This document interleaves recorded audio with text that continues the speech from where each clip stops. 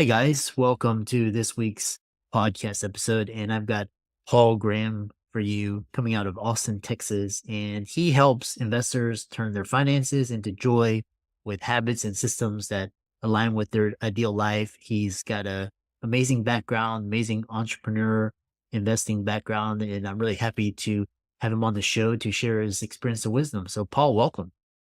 Thanks for having me. And yeah, excited to share and probably just have a good conversation. So Yeah, I love talking with entrepreneurs, and it's just to have that vibe in the podcast and introduce yourself, what you do, how you got there, and I'm excited to dive into the meat of the conversation. yeah, you bet. So just the shortest elevator pitch of sorts of my life could be that I tried to apply for a patent at age 10. My mom said no, she wouldn't give me $40,000 to do that patent, right? And so I had to come these difficult times in my life, if you will.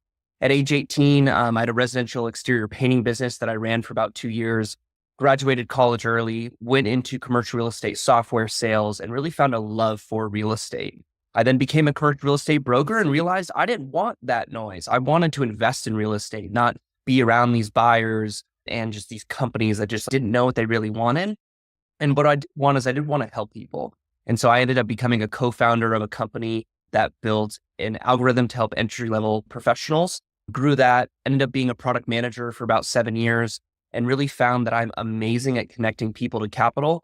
And so I've done fundraising for oil and gas and invest in different syndications. I have my own personal portfolio, but really when it comes down to it, like I just love building. I love the idea of having a bucket of Legos and just like creating something.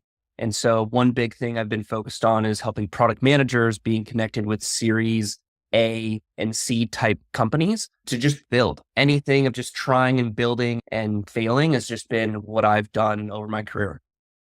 Yeah, it's really sounds like you're a natural born entrepreneur. And what's interesting is real estate. I got my financial freedom through real estate, and I realized it was very slow and bulky. You can get financially free, but there are other ways like software and entrepreneurship. So how did you start building your real estate portfolio? What key strategies helped you leverage it to fund your ideal life, which you're living now?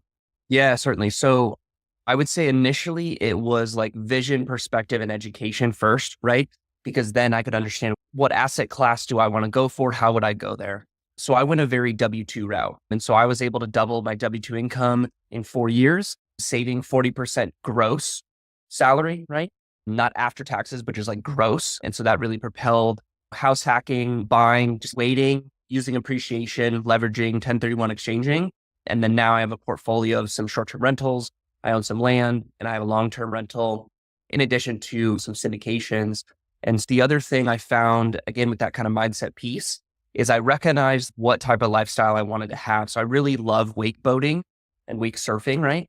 And so I realized that I could just rent a boat instead of having to like have all this money to buy a boat. So really my definition of joy was specific, right? I love everything with water, being on water, in water, drinking water, looking at water, right? Wake surfing, like everything with water. But I realized like there were ways that I could have my ideal life without having to have these, hey, I have a 300 unit portfolio, right? Nothing bad against that, but my perspective really changed. And what that ended up happening is I then focused more on like myself and the things that bring me joy.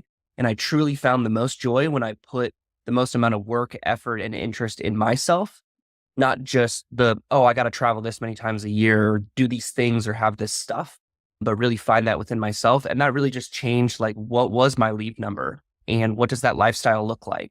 And regardless of the income, if I'm able to live my ideal life each day, then that's a great day, right? Not being focused on like the outcome, but really like the experience and loving the walk in the process has just been absolutely transformative, and letting go of this thing called control, which took a fair amount of time. Really fascinating because it really reminds me because I was like, in my early days of real estate investing, I was like, yeah, I'm going to own the property in each of my favorite locations. Or international, I was like, yeah, this is going to be really pain in the ass to be friends Sure. with. And I was like, why not build like a scalable business that makes the same amount and you can take it anywhere and you don't have to deal with like tenants, toilets, and trash, hurricanes, Yep. earthquakes.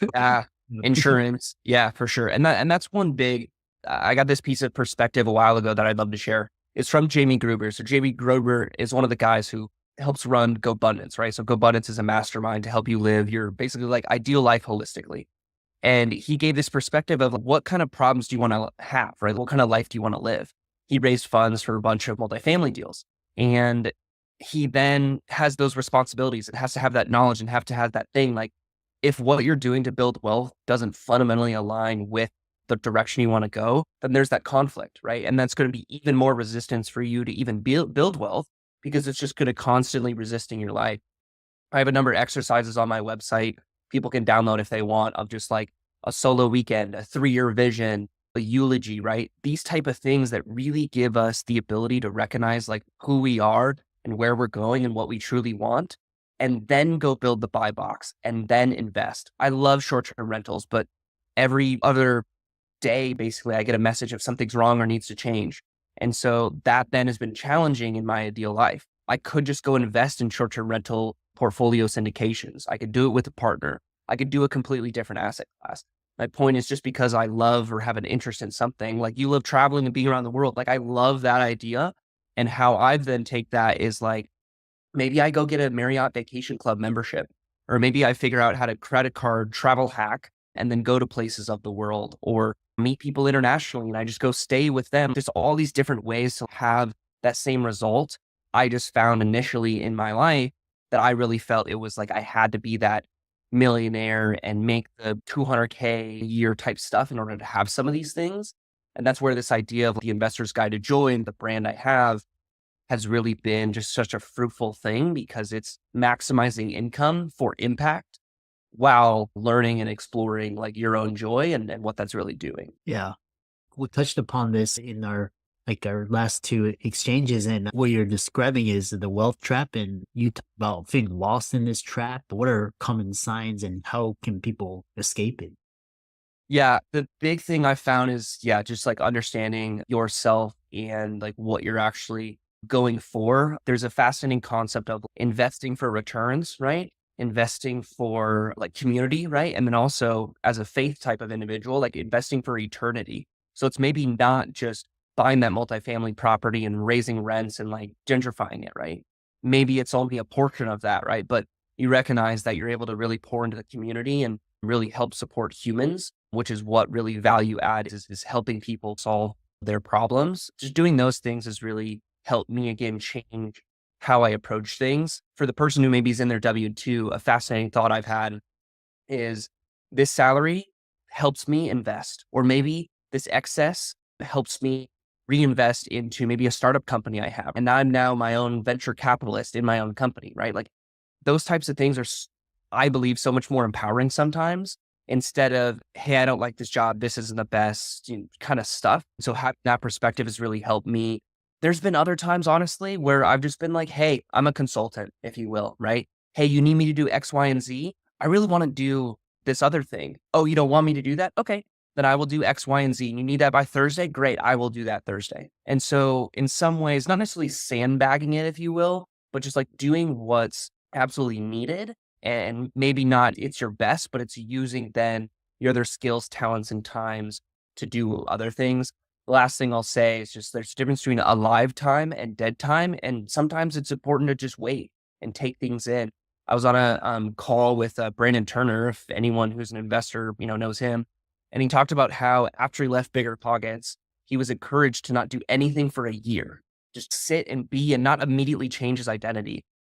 And he found really after 6 months, he started the Better Life Tribe and then his fund and things like that. So it's just important to have those moments of peace, calm, quiet, not just chaos. Hey, I have to buy these deals. I have to do these things. So those have been a number of different perspectives I had.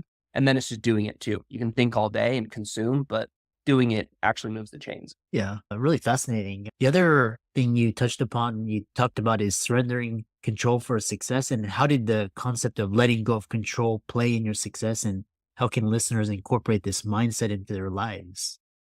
Yeah, this is one of my favorite ones because for the longest time, I felt like I had to have enough cash flow to go write a book or start this brand or do this thing. And then I came up with this concept of a fish climbing a tree. So if you've ever seen a fish climbing a tree, it's a sight that you can't unsee, right? It's a fish climbing a tree. But the fish climbing a tree has the skills, resources, tools, knowledge to be able to climb the tree. and they have the utmost faith that they should do it, right? Maybe some sort of like faith belief aspect, but they also have faith and belief like in themselves that they can do it. And so if at any point in either one of those ways, they get discouraged or unsure, it's then an opportunity for growth. Hey, who are the people that I need to be around who can help me climb this tree or who have done it before, and just go and talk to them.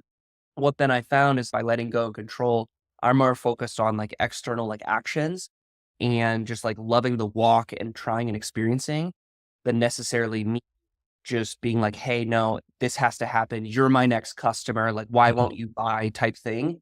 And it's more of focusing on the best result, right? So the best result might be greater than what you believe it is. And so by letting go of that, it's just to say, hey, like I'm going to show up, I'm going to do these reps, I'm going to do these great things. And maybe I don't need enough cash flow to leave my job. Maybe I'm okay with it being 80% of where it's at, but I have some safety nets and I have some opportunities and things like that. Just conversations to have with yourself and reflection to then get tactical, right? And so again, that emotion helps then take that action. And so now from a control standpoint, I've actually had to bring back my control a little bit because I have been sometimes too, oh, it'll work out. Everything will be fine. And I had a realization this morning of I can do the cold plunges and the running and the heavy workouts and all this stuff. But did I make the 20 calls to actually talk to people? Right. Because otherwise you just have blind optimism. So there's that balance of execution, but not at the sake of that, but without expectation type, like not even balance, but just process, right? Because I don't believe it's a balance. It's just is what it is.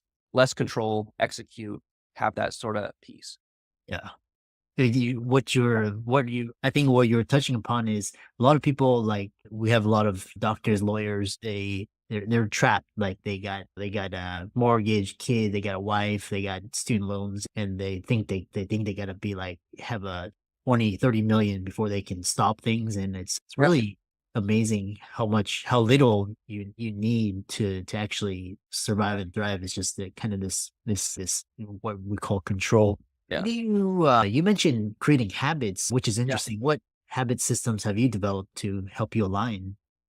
So it depends on my goal, right? So I want to have those things also abide in my ideal day. So just quickly, my ideal day is having some sort of morning routine, changes sometimes, but involves some sort of devotional, some sort of like 30-minute walk, 30 grams of protein. I also look at my finances and express gratitude with my finances, regardless of where they're at, because that's a tool that I can then go utilize and help hire people and change people's lives, right? And so it's not a lack of, it's not from a view of lack, it's a sense of abundance. From there, I'll have 2 to 4 hours of focused work where my phone is physically off in another room. Close the door. Like it's so helpful. And then I'm meeting at least one new person a day. I'm doing something I love and enjoy with people I love and enjoy, late afternoon, night. Sometimes that could be with myself. The habits I've then created are one that kind of systematized process, right? Where I've dedicated time, but I also have fluid time. And it's more of what that goal in that season is. So I've done 75 hard successfully twice. I've also done the Live Hard program. Right now I'm doing something called Project 50, which is a little bit more geared towards learning a new skill and dedicating time towards that, but it's less on the physical fitness side. And so in order to understand what type of habits to form, it's also like where you're going. And a big thing I found is like, what type of identity do you have? If you desire to just change your life by one simple degree versus 10, those are going to be different things. And so some of the biggest changes I found is, hey, if I desire to be like a 10 million, $100 million type software co-founder, that's just like an absolute prodigy. Not only what habits do they have, but how do they think about the habits and how do they go about their day? It's also not just taking the 20 phone calls, if you will, but it's how you're showing up in the 20 phone calls, right? And doing those emails or outreach or things like that. So for the most part, it's some sort of action towards your goals. Maybe it's like reaching out to 5 investors today if you're like raising capital. If you're looking to leave your job, maybe it's connecting with 5 people who could be potential clients so that you can leave your law profession and start your own business, or talking to business owners because you want to buy a business, like stuff like that. But also something health, wellness related, something with other people. And then also there's some sort of routine, especially in the morning, but also sometimes at night to really prepare that next day and really just reflection. So it's obviously going to depend on the person, but I really hope those like high level things can help. And fundamentally, if you don't know where to start, on my website, I'll continue building out like these different challenges. 75 hard, Project 50. There's a 30-day like Tim Ferriss challenge. Robbins has a 7-day challenge. There's all these like things where just if you spend a certain amount of time only doing these dedicated things, like you will naturally build those types of habits and grow from there. Yeah. Really, I know we have around 4 or 5 minutes remaining, and entrepreneurship's not for the faint of hearted. And so, how do you handle setbacks, or how do you handle past emotional traumas? Yeah. Do you have a forgiveness practice, or how do you manage negative things in your life? Yeah, don't have a forgiveness practice, but it's interesting. Gratitude definitely helps, right? And being specific to say, hey, I am thankful for this place that I currently live in because it provides me a safe space to grow, develop, learn, sleep, eat, things like that. Like I get specific and do because statements with it too, instead of just, I'm thankful for my shoes. Like, why? Right. The other thing I found is that there's a lot of different reasons of why we get mentally like blocked and why we don't do things. So sometimes that's like we don't want to be successful because we're afraid what other people think, or our family never reached a certain level. So me going beyond that is the crab in the bucket sort of mentality. So again, understanding yourself more really helps. What attachment style do you have? What kind of Myers-Briggs or Enneagram or DISC or all these different things that like just help you understand yourself more? Then you can frame what that looks like and how you show up. I know that whenever I get hyper stressed, basically, I get hyper social. And it's because I want to go talk to people to see if they maybe know the problem, or I just don't want to work, right? That really helps me.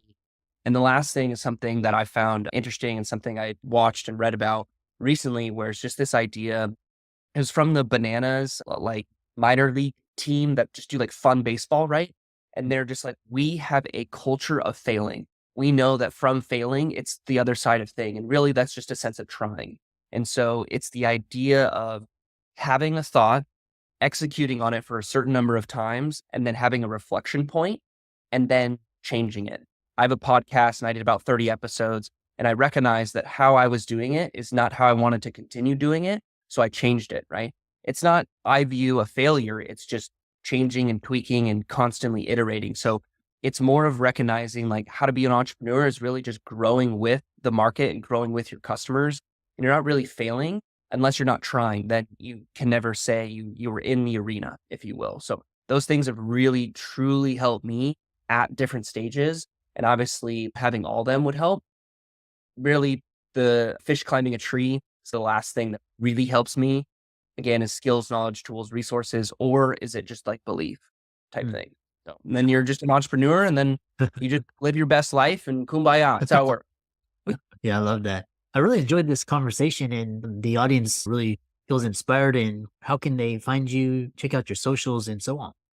Yeah, I'm most active on LinkedIn right now. I'm building more guides and references on my website. So that's the best place. There's also ebooks and whatnot. I raise funds for oil and gas as well as partner with people. So it's really just to say, find me and I'd be more than happy to help give perspective or make connections. I've had doctor or lawyer friends leave their profession. Happy to connect people to those people as well, because what we want to do, someone I believe has done something similar to it.